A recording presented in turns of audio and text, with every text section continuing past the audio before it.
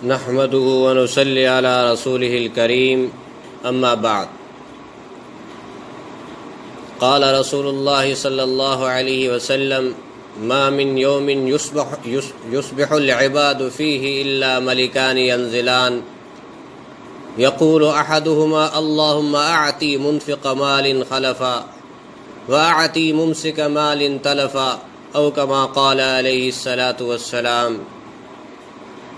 جناب رسول اللہ صلی اللہ علیہ وسلم نے ارشاد فرمایا، ہر دن صبح کے وقت آسمان سے دو فرشتے نازل ہوتے ہیں، ان میں سے ایک کہتا ہے اے اللہ خرچ کرنے والے کو بدلہ عطا فرما، اے اللہ خرچ کرنے والے کو بدلہ عطا فرما، اور دوسرا کہتا ہے اے اللہ روکنے والے کو ہلاکت عطا فرما۔ میرے محترم دوستو اور میرے عزیزو، اللہ جل شانہ خرچ کرنے والے کو پسند فرماتے ہیں اور محبت فرماتے ہیں۔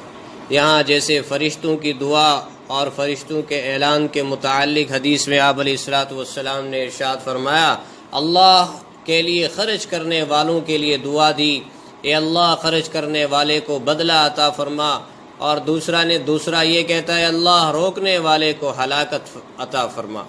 یعنی سخی کے لیے بدلے کی دعا اور بخیل کے لیے ہلاکت کی بد دعا ہے۔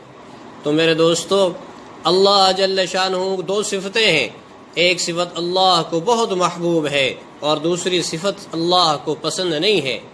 وہ پہلی صفت جو اللہ کو محبوب ہے وہ صفت جو ہے سخاوت ہے۔ سخی بن جاؤ، اللہ کے محبوب بن جاؤ۔ یاد رکھیں اللہ جل شانہ بخیل سے تعلق کبھی جوڑتے نہیں، اور اللہ جل شانہ سخی سے کبھی تعلق توڑتے نہیں۔ اگر چاہتے ہیں مجھ سے اور آپ سے اللہ کا تعلق جڑا رہے تو اللہ کے لیے قربان ہونا سیکھیں، اللہ کے لیے اپنے مال کو قربان اور خرچ کرنا سیکھیں۔ تو سخی سے اللہ کبھی تعلق توڑتا نہیں، بخیل سے کبھی اللہ جل شانہ تعلق جوڑتا نہیں۔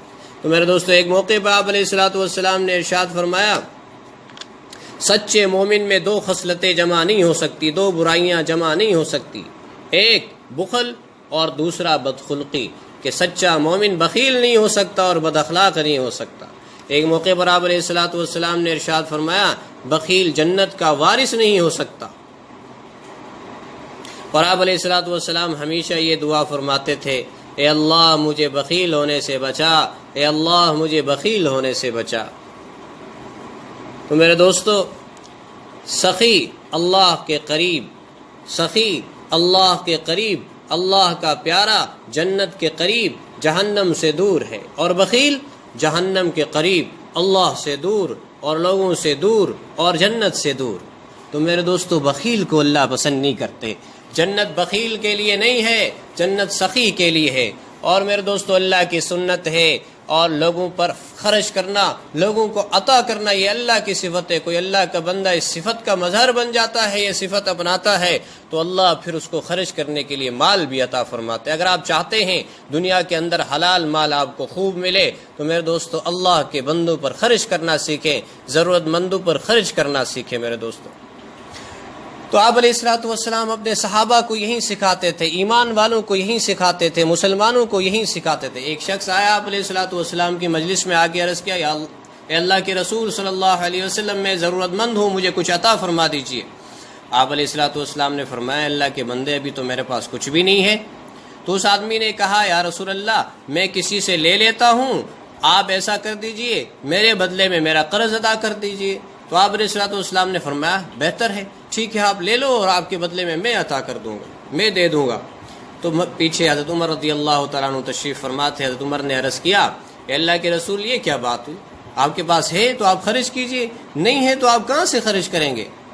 تو پیچھے ایک اور صحابی بیٹھے تھے، حضرت عبداللہ ابن حذیفہ رضی اللہ تعالیٰ عنہ، انہوں نے کہا، یا رسول اللہ انفق ولا تخش من ذی العرش اقلالا، یا رسول اللہ اللہ کے لیے خرچ کیجیے، آپ خرچ کریں، عرش والے سے تنگی کا ڈر نہ کریں۔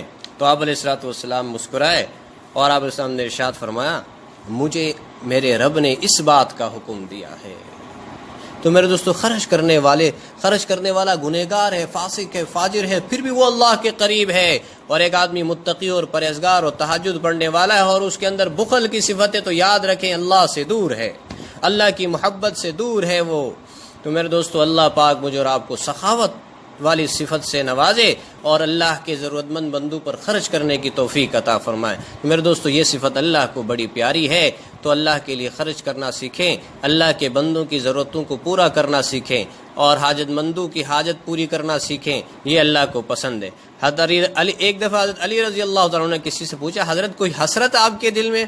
تو حضرت علی نے فرمایا کہ ہاں، جتنا علم تھا اتنا کسی نے مجھ سے لیا نہیں، اور جتنی سخاوت تھی اتنا مجھ سے کسی نے مانگا نہیں.